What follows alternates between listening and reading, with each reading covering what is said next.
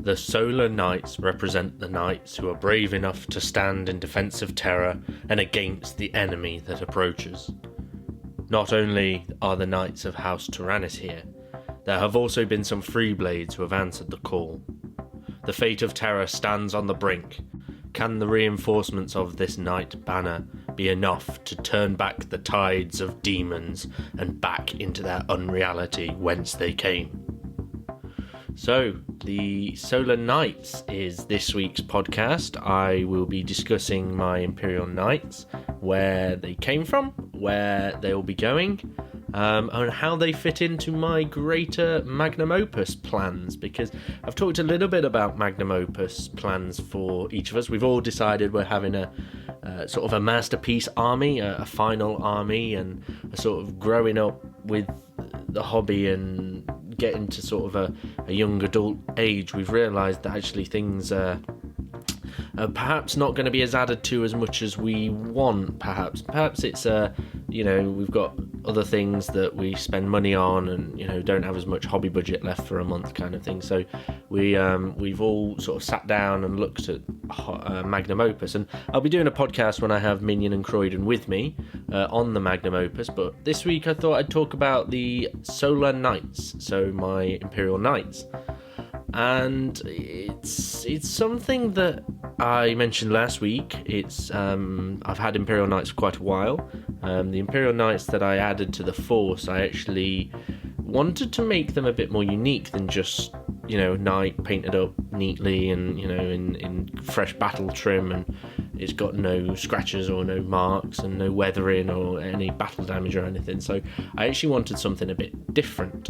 Now, what I actually worked on was trying out my technique of battle damage with this.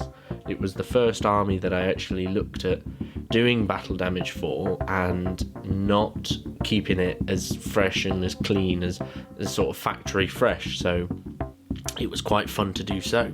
And basically what I did was I decided I would do it so that each knight sort of had its own identity without being named. I didn't want to name them because I'm a terror for naming stuff and forgetting what I've called certain things, and I thought it'd just be easier to just have them as knights in a banner and nothing else. So they've all got sort of a bit of uniqueness to them, but nothing officially named. Now, that's not to say that they won't be named in the future. That's just to say that at the moment nothing is named as a finality. So what I did was I sort of put together my two Freeblades. I painted those ones pink, as I discussed in last week's video for the Solar Linesman.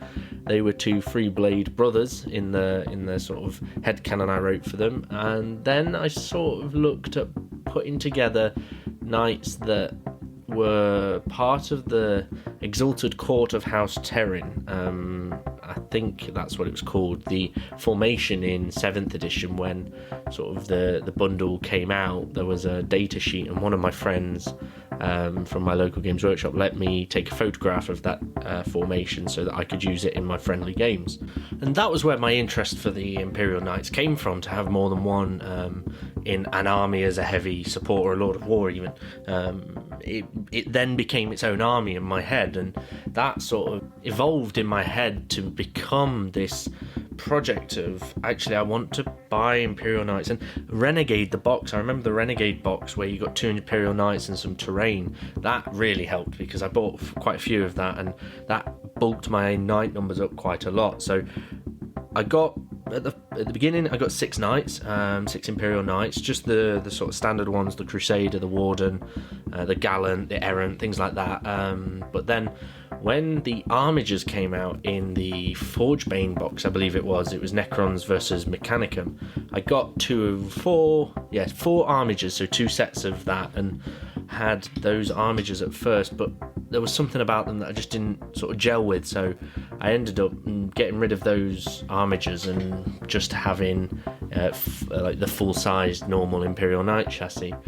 And then a couple of months afterwards, the new Dominus pattern of knight came out. So the bigger one, the Castellan, and the name's escaping me at the moment, but they're basically the Harpoon one. And that sort of added interest again to it, because, you know, it's a knight. It's cooler than sort of having 5 or 6 sort of Imperial Knights. Having something even bigger that's, you know, not a Titan is pretty cool, and it was a lot of fun to sort of look at and play with the new edition coming through. And I bought one from Minion. Minion didn't want his Castellan anymore, so I bought that from him, and that I added that in, and I actually swapped the arms around on it. He'd done the arms as the volcano cannon on the right and the plasma on the the other way around. So the plasma on the right and the volcano cannon on the left, and I actually swapped the arms around on the Castellan because I'd liked it matching my Warlord. So I wanted it to match Morilet ad Mortem, sort of a mini me, like a little brother kind of model, and that was something that I worked on in a weekend. I think I painted it up because I was so interested in getting it painted up. And then the other pattern, I'm pretty sure it's called the Knight Valiant. I didn't get one of the Knight Valiants for quite a while, in fact until this year, because it was a model that, I wanted to complete the army with, but I wasn't really fussed about completing the army whilst all my other knights were unpainted. And it was only this year, sort of March time, that I sat down and looked at my knights and forced myself to get myself through painting all the knights that I had. And I actually said to myself, I'm not allowed to work on the unpainted Titans, because I had a Reaver that needed to be painted up in Legio Ignatum colour scheme, and I said to myself, I'm not allowed to paint that until my Imperial Knights are complete. So I sort of got to work, cued the music, and got as much done as I could. And it is a project now that I'm proud of is complete. I've got, I think, 8 Imperial Knights, including 2 Dominus patterns, so the Castellan and the Valiant.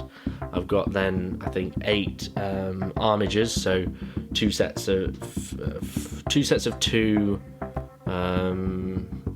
of the autocannon variant, and then 2 of the close combat weapons and 2 of the the melter gun variants. So I've got sort of the anti-tank variants, the close combat weapons, and then I've also got the autocannons for troops, or for sort of, you know, lower value armor of a tank, so like a Rhino or anything that's, you know, carrying stuff that I can sort of pop away at.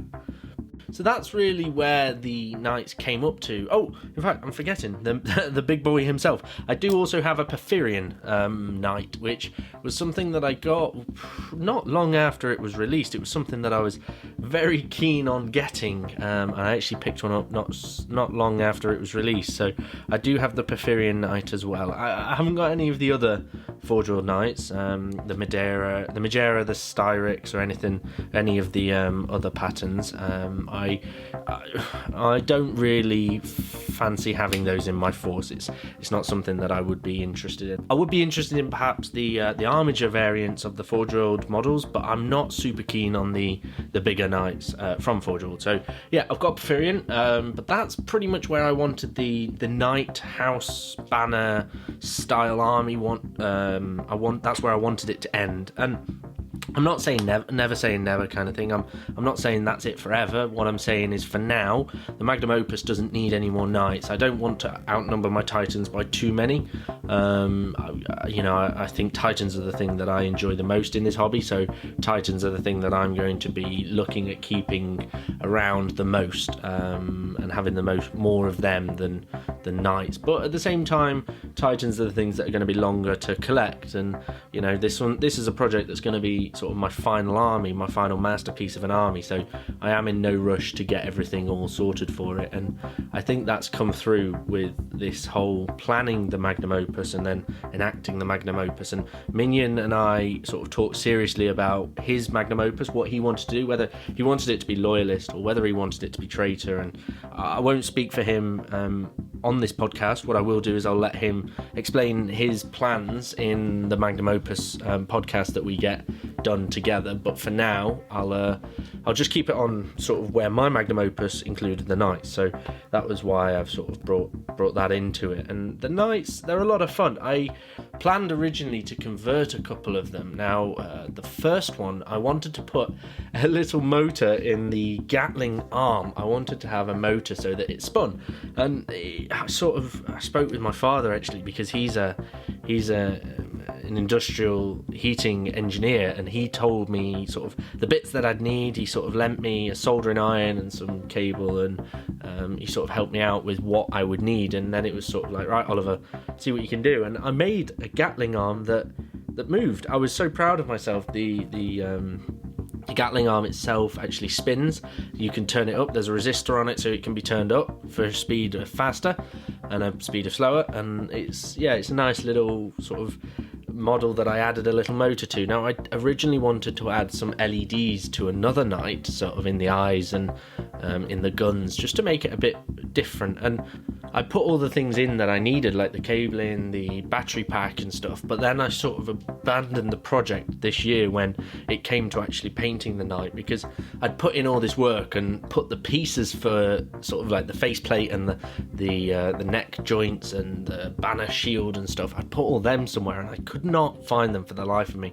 Since then, I have moved house sort of 3 times. I moved down to London, I moved back to up north, and then back down to London, then back up north, and it's just been lost to time, I think. And what it meant was I had to sort of find pieces on eBay and scrounge pieces from other sets to make it so that it would work as a Knight anyway. So I decided that actually I was going to scrap that one and only have one Knight that moves with electric motor. So that Knight that was supposed to have LEDs in, it's the most recent Knight that I painted. It's actually on the website. You can see it.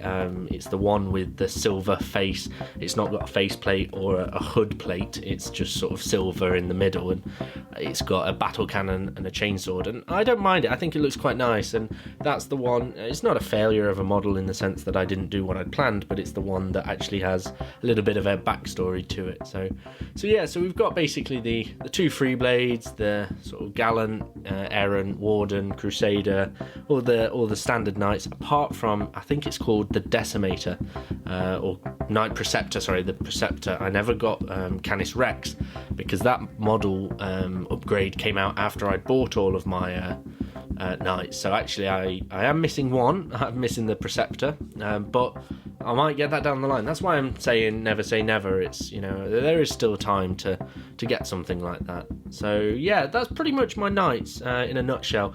I won't go into too much detail with the magnum opus side of things, because as I say, we'll do a podcast and have that on. It will be on the same series as Strategic Painting a History, because that's a different article to the series that we're doing at the moment. So yeah, if you're liking the podcast, feel free to subscribe to us on Apple Podcasts. If you've got any other questions or any content suggestions, feel free to get in touch. On our website, there's a contact us page. If you fill in the form with your contact details, one of our team would be more than happy to get back to you to answer any of your questions or sort of take any content suggestions. And thank you very much for listening, and take care.